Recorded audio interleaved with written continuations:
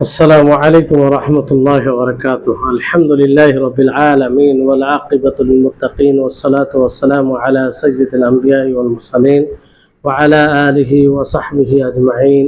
أشهد أن لا إله إلا الله وحده لا شريك له وأشهد أن محمدا عبده ورسوله.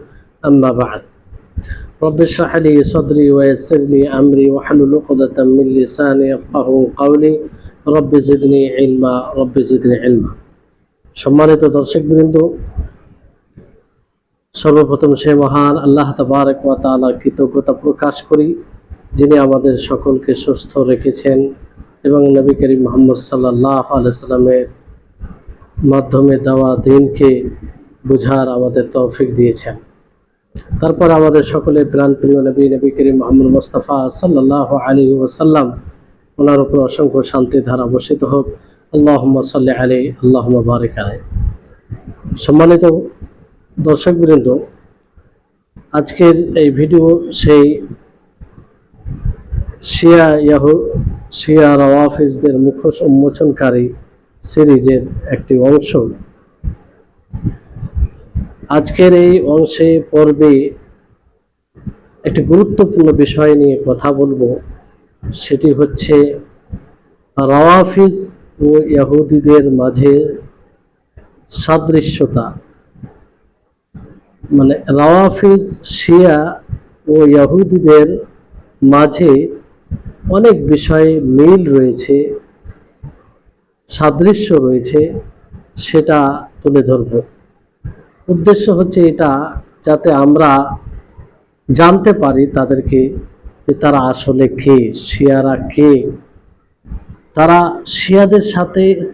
শিয়ারা ইহুদিদের সাথে এত খাপ খেয়ে যায় কেন, মৌলিক বিষয়ে তাদের সাথে মিলে যায়।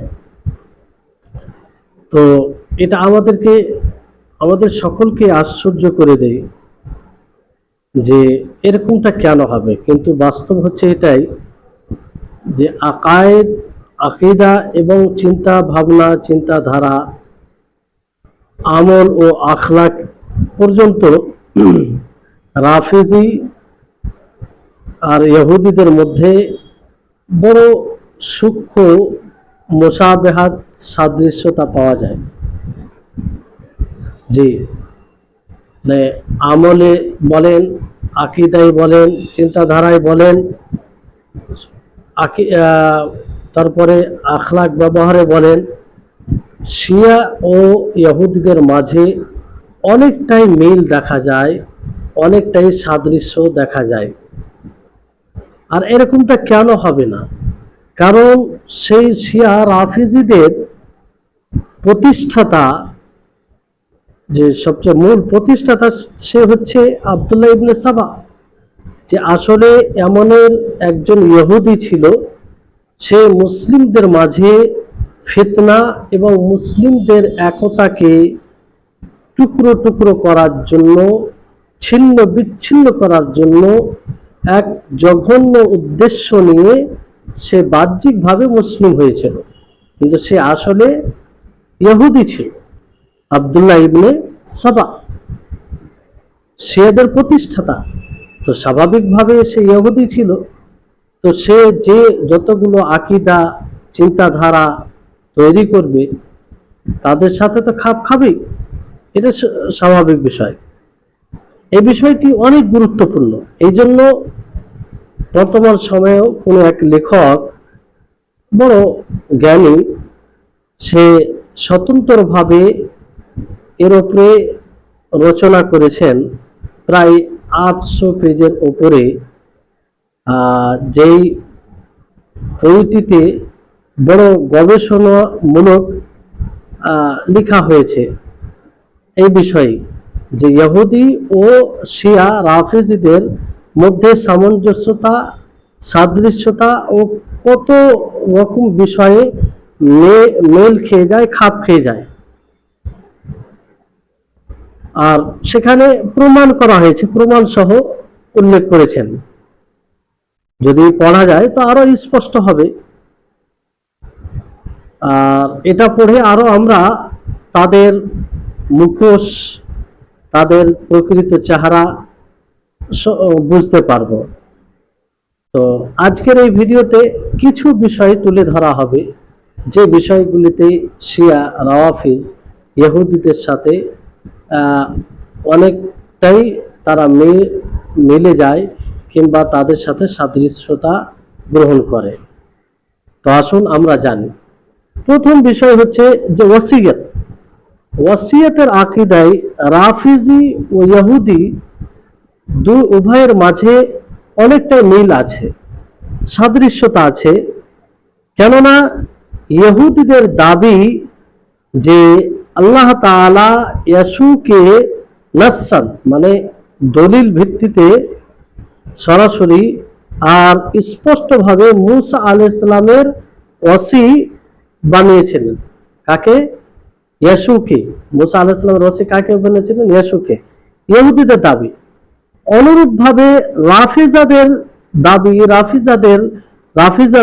রাফিজা শিয়ারা বলে যে আল্লাহ তাআলা আলী রাদিয়াল্লাহু তাআলা আনহুকে নবী সাল্লাল্লাহু আলাইহি সাল্লামের ওসি বানিয়েছেন। তাহলে দেখুন এই ওসি, এই আকীদা, এই বিষয়ে কেমন একটা খাপ খেয়ে যাচ্ছে, মিল খেয়ে যাচ্ছে। যে তারা ইয়াসুকে মূসা আলাইহিস সালামের ওসি মনে করে, যেটা আল্লাহ তাআলা বানিয়েছেন তাদের ধারণা অনুযায়ী। আর শিয়া রাওয়াফিজরা আলী রাদিয়াল্লাহু তাআলা আনহুকে নবী সাল্লাল্লাহু আলাইহি সাল্লামের ওসি মনে করে। ওসি মানে নবী সাল্লাল্লাহু আলাইহি সাল্লামের পরে যে খলিফা হবে, যার কাছে দায়িত্ব আসবে, সেটা আলী রাদিয়াল্লাহু তাআলা আনহু। আর ইহুদিদের ধারণা অনুযায়ী মূসা আলাইহিস সালামের পরে ইয়াসু। তো কতটা মিল খেয়ে যাচ্ছে, খাপ খেয়ে যাচ্ছে। দ্বিতীয় বিষয় হচ্ছে যে মুসলিমদের আমির ও খলিফার জন্য যে শব্দ ওসি, এই ওসির ব্যবহার রাফিজি শিয়ারা ইহুদিদের কাছ থেকে নিয়েছে। কারণ মুসলিমগণ কখনো খোলাফায়ে রাশিদিন কিংবা খোলাফায়ে রাশিদিনদের পরে কারো কোনো খলিফার জন্য এই ওসি শব্দ ব্যবহার করেনি, কোনো মুসলিম ব্যবহার করেনি। এই শিয়ারাই ব্যবহার করেছে। কারণ এই শিয়া, তাদের প্রতিষ্ঠাতা আব্দুল্লাহ ইবনে সাবা, যে আসলে ইহুদি ছিল, এই আকীদা, এই ধারণা, এটা সেই ইহুদিদের কাছ থেকে নেওয়া। তাহলে চিন্তা করুন যে এদের সাথে এতটা মিল কেন খাচ্ছে। অনুরূপভাবে ইমামত এবং বাদশাহাত মানে রাজত্ব, ইমামত, এটাকে ইমামত, বাদশাহাত, রাজত্ব, এটাকে কোনো বিশেষ একটা শ্রেণীতে সীমিত করে দেওয়া, এই বিষয়ে ইহুদি ও শিয়া দুটোই এক, সাদৃশ্য রয়েছে। কারণ ইহুদিরা দাবি করে যে বাদশাহাত, রাজত্ব কেবল দাউদ আলাইহিস সালামের বংশ থেকেই হবে। হ্যাঁ, দাউদ আলাইহিস সালাম সে কখনো বের হবে না, মানে এর মধ্যেই থাকবে।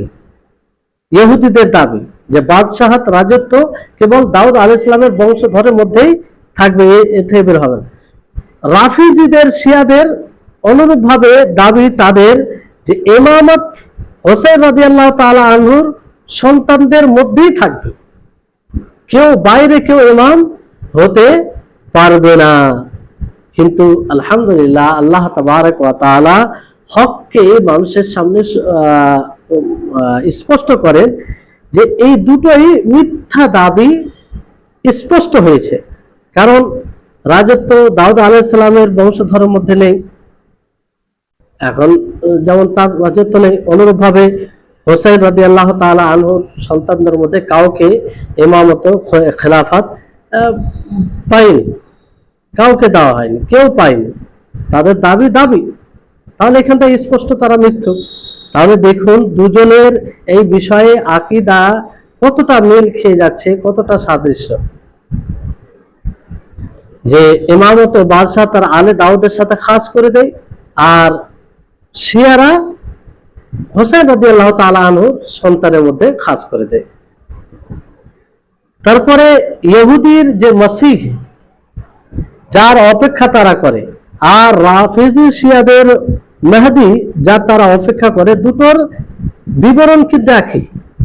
ইহুদিরা যেভাবে তার অপেক্ষা করে মসিহ, আর রাফিজি শিয়ারা যেভাবে মেহেদির অপেক্ষা করে তাদের ধারণা অনুযায়ী, আর যেভাবে বের হবে আর বের হওয়ার পরে যেগুলো কাজ করবে, এই সমস্ত কিছুতে অনেকটাই সাদৃশ্যতা রয়েছে, অনেকটাই মিল খেয়ে যাবে।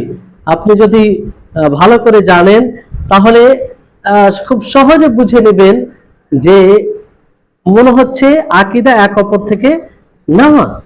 এক অপর থেকে নেওয়া নেওয়া বলতে কি, শিয়ারা ইহুদিদের কাছ থেকে নিয়েছে, কারণ শিয়াদের আগে ইহুদি, খুব সহজে বুঝতে পারবে।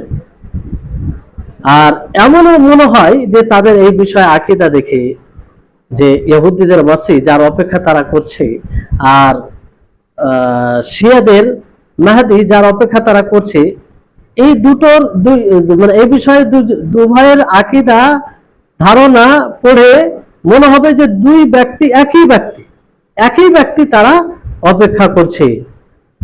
কারণ এই রাফিজিদের আকীদা কি, যখন তাদের মেহেদি আসবে তো সে ইব্রানি ভাষায় আল্লাহ তাআলার নাম নিয়ে ডাকবে, ইব্রানি ভাষায় আল্লাহ তাআলার নাম নিয়ে ডাকবে। আর শহরকে ইহুদিদের যে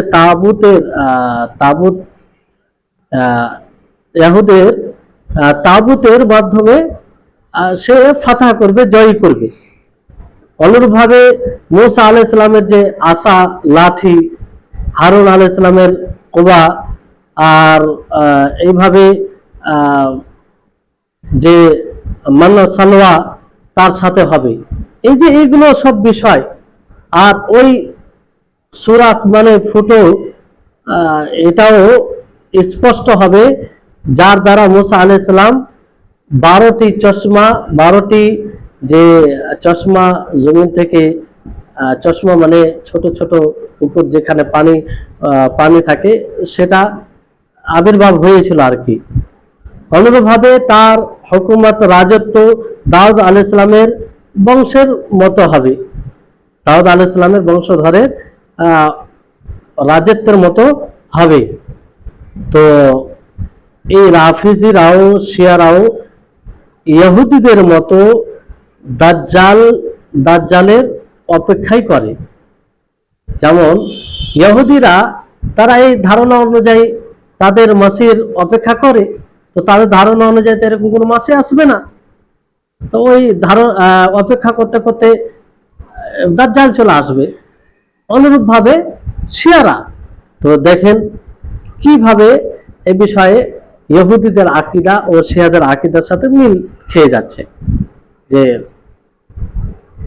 রাফিজি শিয়াদের যে মেহেদি আসবে, সে ইব্রানি ভাষা আল্লাহ তাআলা নাম নিয়ে ডাকবে, অনেক শহরকে সে ইহুদিদের তাবুতের মাধ্যমে সে জয়ী করবে, মুসা আলাইহিস সালামের লাঠি ও থাকবে, তারপরে মান্না সালোয়া তার সাথে থাকবে, আর ওই ফুটো থাকবে যেখানে 12টি চশমা ফুটেছিল। তারপরে তার হুকুমত দাউদ আলাইহিস সালামের বংশধরের হুকুমতের মতো থাকবে, রাজত্ব থাকবে। তাহলে এইগুলো সেম আকীদা ইহুদিদের, জি, তাহলে কতটা মানে খাপ খেয়ে যাচ্ছে। এতটা মিলে যাওয়া তার মানে কি, আকীদা তাদের আকীদাকে সামনে রেখে এগুলো আকীদা তারা বানাচ্ছে। তো উৎস হচ্ছে এটাই। অনুরূপভাবে আকীদাতুর রাজা, যেটা এক পর্বে স্পষ্ট করা হয়েছে যে আকীদাতুর রাজা, এতেও কিন্তু অনেক দিক দিয়ে ইহুদিদের সাথে সাদৃশ্যতা রয়েছে। বরং বলা যেতে পারে যে রাজাতের আকীদা রাফিজি শিয়ারা ইহুদিদের কাছ থেকে নিয়েছে, কারণ তাদের মূল প্রতিষ্ঠাতা আব্দুল্লাহ ইবনে সাবা যে ইহুদি ছিল, ইহুদি ছিল, আর সেই ইহুদি থেকেই মানুষকে ধোঁকা দেওয়ার জন্য, মানুষকে বিভ্রান্ত করার জন্য ইসলামের মুখোশ পড়েছিল। রাজাতের আকীদা আপনারা জানেন যে তাদের ইমাম ফিরে আসবে। হ্যাঁ, তো এই বিষয়ে বলা হয়েছে। তো এই আকীদা তো তারা ইহুদিদের মতো। তারপরে আল্লাহ তাবারক ওয়া তাআলার কিতাব কোরআনের বিকৃতি ঘটাতে, পরিবর্তনে, এই বিষয়ে তারা এক অপরের সাথে সাদৃশ্যতা রাখে, শিয়ারা ইহুদিদের সাথে।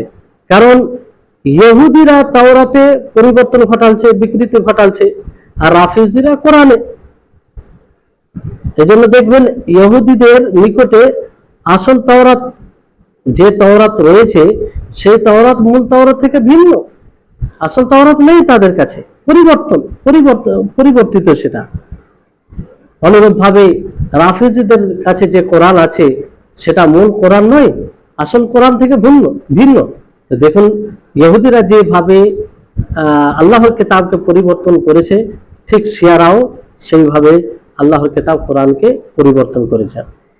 অনুরূপভাবে আল্লাহ তাআলার কিতাবে পরিবর্তনের যে কারণ, সে কারণে একতা দেখা দেয় ইহুদি ও শিয়াদের মাঝে।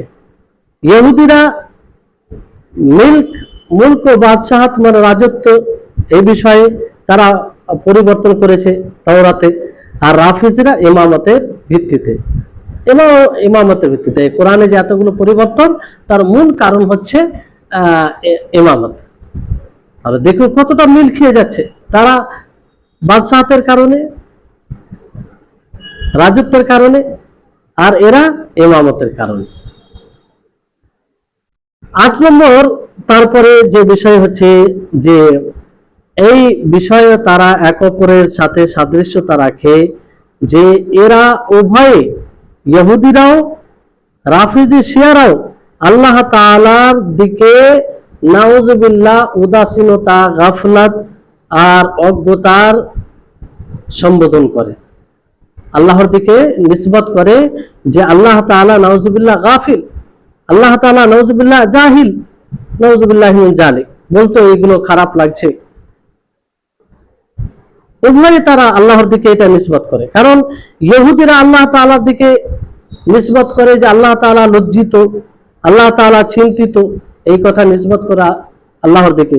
আর রাফিজিরা বাদা এটা আল্লাহর জন্য বলে বাদা, যে আল্লাহর জন্য অনেক কিছু স্পষ্ট হয়, মানে আগে স্পষ্ট ছিল না, স্পষ্ট পরে হয়েছে, তার মানে আগে জানা ছিল না। তো এইভাবে আল্লাহর দিকে জাহালাত, অজ্ঞতার দিকে তারা নিসবত করেছে, আর ইহুদিরাও তাই করেছে। তাহলে দেখুন এত জঘন্য আকীদা তো তারা ইহুদিদের সাথে সাদৃশ্যতা রেখেছে। তো মূল হচ্ছে তাদের কাছ থেকে নেওয়া। জি,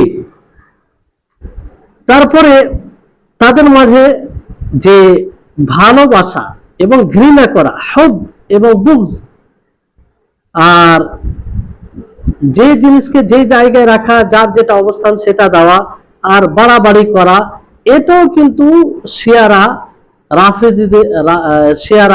ইহুদিদের সাথে সামঞ্জস্যতা, সাদৃশ্যতা রাখে, মানে তাদের মতোই। এজন্য দেখবেন যে তাদের দুজনেরই ভালোবাসা, মোহাব্বত আর ঘৃণা, এক কথায় হব্ব বুগজ, ভালোবাসা ও ঘৃণা, তারা শেষ পর্যন্ত পৌঁছে যায়। আর তার মূল কারণ হচ্ছে যে এটা কোরআন হাদিসের ভিত্তিতে তারা ঘৃণা ও ভালোবাসার মানে ভালোবাসার যে ভিত্তি হবে সেটা রাখে না, বরং তাদের প্রবৃত্তির অনুসরণ, তাদের প্রবৃত্তির পূজা, তাদের মন যেটা চাইবে সেটাই, যাকে চাইবে ভালোবাসবে, যাকে চাইবে তাকে ঘৃণা করবে। সেটা কোরআন হাদিস কি বললো সেটা আসল বিষয় নয়। তো এটা তো সেই ইহুদিদের মতো, ইহুদিরাও তাই যে তাদের তাওরাতে যে বিষয়গুলো ছিল সেই ভিত্তিতে মানুষকে ঘৃণা করে না, মানুষকে ভালোবাসে না, বরং তাদের মন, তাদের ইচ্ছা অনুযায়ী। অনুরূপভাবে তারা ইমামগণের ব্যাপারে অতিরঞ্জন, বাড়াবাড়ি করে শিয়ারা। আর সাহাবায়ে কেরামের উপরে লান টান করে, ত্রুটি বের করে, তাদের উপরে তাদের ব্যাপারে কটু মন্তব্য করে। আর তার মৌলিক কারণ হচ্ছে, কারণ তাদের প্রতিষ্ঠাতা আব্দুল্লাহ ইবনে সাবা যে আসলে ইহুদি ছিল, সেই এটা মানে এই ধারণা দিয়েছিল যে ইমামদের ব্যাপারে অতিরঞ্জন বাড়াবাড়ি করো, আর সাহাবায়ে কেরামকে যাদের দ্বারা আমরা এই ইসলামকে পেয়েছি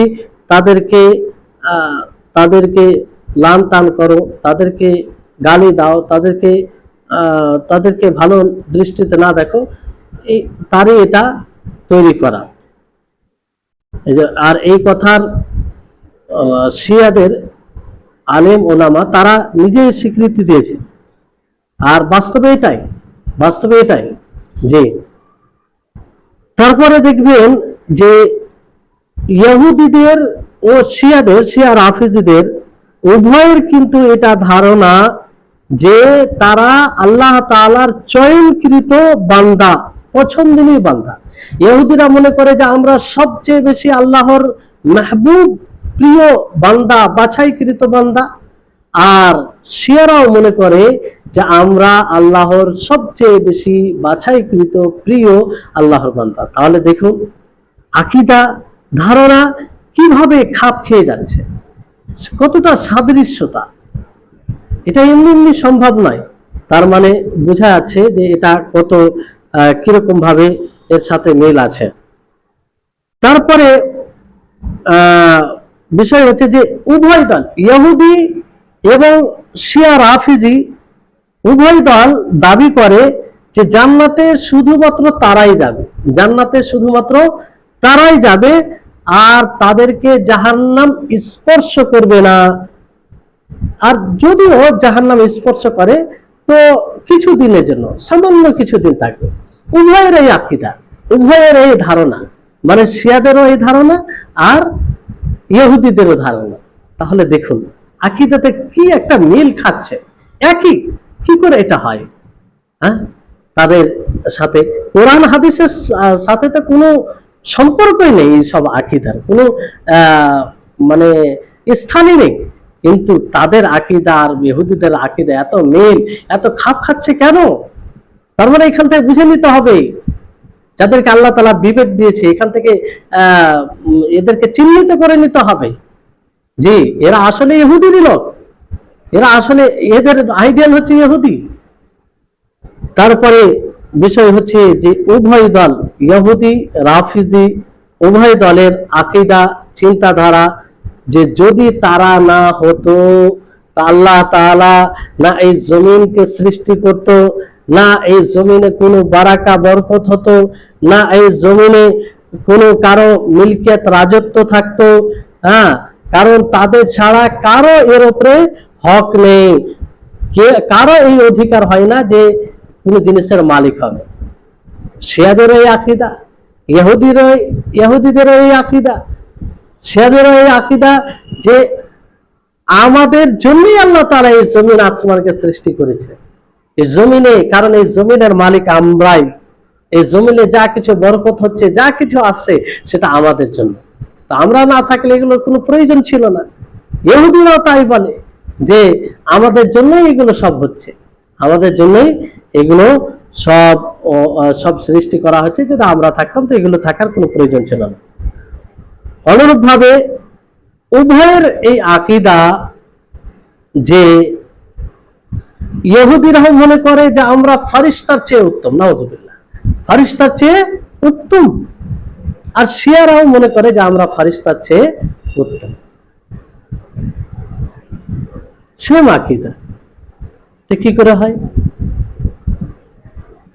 একই আকীদা, একই ধরনের মানে বিষয় এতটা খাপ খেয়ে যাচ্ছে, তার মানে এটা নিশ্চিত যে সমস্ত আকীদা তাদের কাছ থেকে নিয়েছে, কারণ তাদেরই ভাই, এক শিক্ষার ইপিট উপিট। জি, অনুরূপ ভাবে উভয় দলের এই আকীদা শিয়াদেরও আর ইহুদিদেরও যে তাদের বিরুদ্ধে যারাই থাকবে তারা কাফির, তারা চিরস্থায়ী জাহান্নামে যাবে। মানে ইহুদি ছাড়া যতগুলো লোক রয়েছে, ইহুদিরা মনে করে ইহুদি ছাড়া যতগুলো লোক রয়েছে সমস্ত লোক তারা জাহান্নামে, তারা জাহান্নামী, চিরস্থায়ী জাহান্নামী, তারা কাফির। সেরাও ভাবে যে তাদের ছাড়া যতগুলো লোক রয়েছে সুন্নি প্রকৃত মুসলিম সাহাবায়ে কেরাম থেকে নিয়ে সমস্ত লোককে তারা কাফির, চিরস্থায়ী জাহান্নামী মনে করে। কত ভয়ঙ্কর আকীদা! আর এই ভয়ঙ্কর আকীদায় ইহুদিদের সাথে কি ধরনের মিল, কি ধরনের খাপ খেয়ে যাচ্ছে, কি ধরনের সাদৃশ্যতা, তাহলে এখান থেকে আপনি চিন্তা করুন। যে অনুরূপভাবে উভয়ের নিকটে, ইহুদি ও শিয়াদের নিকটে তাদের বিরুদ্ধে যারা আছে, বিরোধীদের প্রাণ, বিরোধীদের মাল, বিরোধীদের সম্মান, বিরোধীদের ইজ্জত সবকিছু তাদের নিকটে হালাল। আর আর তাদের ছাড়া কেউ মানে কারো কোনো জিনিস হারাম হারাম নয়। মানে শিয়ারা মনে করে তাদের ছাড়া যারাই আছে সবার ধন সম্পত্তি, প্রাণ সবকিছু তাদের জন্য হালাল। মানে কাউকে হত্যা করতে পারে, কারো মাল লুণ্ঠন করতে পারে, কারো সম্মান নিয়ে ছিনিমিনি করতে পারে, কোনো গুনাহ হবে না তাদের উপর, কোনো পাপ হবে না। এটা তাদের আকীদা। ধরুন আপনি যাদেরকে নিয়ে নাচানাচি করছেন, আপনার ইজ্জত কে বিলীন করে দেওয়া তাদের দিনের অংশ, আপনার ধন সম্পত্তিকে ছিনিয়ে নেওয়া তাদের দিনের অংশ, আপনার প্রাণকে শেষ করে দেওয়া তাদের দিনের অংশ। তাহলে চিন্তা করুন। আর সেম ইহুদিদের এই আকীদা, তাদের ছাড়া যারা আছে সবার সবকিছু তাদের জন্য হালাল। অন্যদের মাল লুণ্ঠন করতে পারে, প্রাণ যারা মেরে দিতে পারে, হত্যা করতে পারে, ইজ্জত সম্মান নিয়ে খেলা করতে পারে। ঠিক শিয়ারাও তাই, তাদের ছাড়া যারা আছে তাদের জন্য সবকিছু হালাল হয়ে যায়। চিন্তা করুন এই জঘন্য আকীদা, তারা ইহুদিদের সাথে সেম আকীদা। জি, অনুরূপভাবে উভয়ই আকীদা রাখে যে তাদের বিরুদ্ধে যারা আছে, অর্থাৎ উভয় ইহুদিরা আকীদা রাখে যারা ইহুদি নয়, সমস্ত যারা ইহুদি নয় তারা সকলেই নাজিস, অপবিত্র তারা। আর এই অপবিত্রতা তাদের সাথে লেগে আছে, যেটা কখনো আলাদা হবে না। ইহুদিরা এই আকীদা রাখে, সেম শিয়ারা তাই আকীদা রাখে যে শিয়া ছাড়া যারাই রয়েছে সকলেই নাজিস, অপবিত্র। আর এই অপবিত্রতা তাদের সাথে লেগে আছে, এই অপবিত্রতা তাদের সাথে কি আছে, লেগে আছে। নাউজুবিল্লাহ। দেখুন কি ধরনের আকীদা, সেম আকীদা। আর প্রথমেই বলা হয় যে সেম হবে না কেন, তাদের প্রতিষ্ঠাতা তো মূল ইহুদি, সেই ইহুদি শেষ পর্যন্ত ইহুদি ছিল, কিন্তু মুখোশ পড়েছিল ইসলামে, যাতে মানুষকে ধোঁকা দিতে পারে, যাতে মানুষকে প্রতারিত করতে পারে। উভয়ে বিরোধীদেরকে ছোট নজরে, ছোট দৃষ্টিতে, ঘৃণার দৃষ্টিতে দেখে, আর বিরোধীদেরকে কুকুর, গাধা, খিঞ্জির, শুয়ার আরো অন্য জানোয়ারদের মতো মনে করে। ইহুদি ছাড়া যতগুলো লোক আছে সমস্ত লোককে তারা একদম তুচ্ছ নজরে, তাচ্ছিল্য দৃষ্টিতে দেখে, আর সমস্ত লোককে কুত্তা, কুকুর, গাধা, খিঞ্জির, শুয়ার আর অন্য পশুদের মতো মনে করে। শিয়ারাও তাই। শিয়া ছাড়া যতগুলো লোক রয়েছে সুন্নি সাহাবা সমস্ত লোককে তারা কি মনে করে, নাউজুবিল্লাহ, যে মানে সকলেই গাধা, কুকুর, খিঞ্জির, শুয়ার, অন্য পশুদের মতো। একই আকীদা, কি সামঞ্জস্য নয়, মানে বরং কি মিল, একই আকীদা, সেম আকীদা। তারপরে উভয় শিয়ারা ও ইহুদিরা উভয়ে মুসলিমদেরকে অনেক ছোট নজরে দেখে এবং শত্রুতার দৃষ্টিতে দেখে, শত্রু শত্রু মনে করে। তারা আমাদেরকে শত্রু মনে করে, ইহুদিরাও শত্রু আমাদেরকে মনে করে, আর শিয়ারাও আমাদেরকে শত্রু মনে করে। কিন্তু আমরা হতভাগা, আমরা এত সাদা মানুষ, নির্বোধ মানুষ, যে তাদের তাদের আমাদেরকে শত্রু মনে করা তাদের দিনের অংশ, আর আজকে আমরা তাদেরকে হিরো মনে করি, তাদেরকে আমরা ইসলামের প্রতিনিধি মনে করি, তাদের প্রতি আমরা বড় আশাবাদী। কত বড় ধোকায় আমরা রয়েছি, কত বড় প্রতারণার শিকার মানুষ হয়েছে। অনুরূপভাবে উভয়ে শিয়া ইহুদি তারা মিথ্যার তাজ, আর তাজ মানে বাদশাহ যেরকম তাজ পড়ে না, ওই রকম তাজ আর নেফাক, এটা তাদের মূল। মানে তারা মিথ্যা বলা তাদের জন্য কোনো বিষয় নয়, বরং তাদের দিনের অংশ। মিথ্যা বলা, ধোকা দেওয়া, ঠিক সে ইহুদিদের তাই। ইহুদিরাও নিজের স্বার্থ অর্জন করার জন্য মিথ্যা বলতে পারে, ধোকা দিতে পারে, আর এটা করা তাদের পুণ্যের কাজ। অনুরূপভাবে শিয়ারা তাদের তাদের কিছু স্বার্থ অর্জন করার জন্য এটা তারা করতে পারে, এটা তাদের করতে কোনো অসুবিধা নেই। সেম আকীদা ইহুদিদের সাথে শিয়াদের আকীদা। অনুরূপভাবে উভয় শিয়া বলেন আর ইহুদি বলেন, উভয় তারা বিরোধীদের সাথে মিথ্যা, নেফাক আর ষড়যন্ত্র, ধোঁকা দেওয়ার জন্য যেই পথ অবলম্বন করার প্রয়োজন পড়ুক না কেন,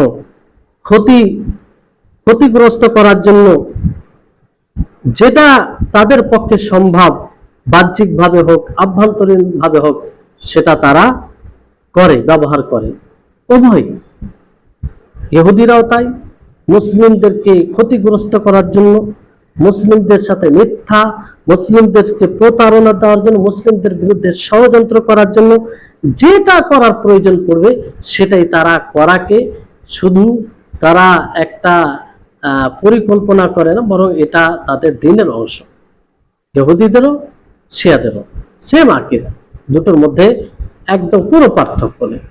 জি, ইহুদিরা তাদের বিরুদ্ধে যারা আছে তাদের জন্য মনে করে, আর শিয়ারা সুন্নি মুসলিমদের জন্য এই ধারণা রাখে। তারপরে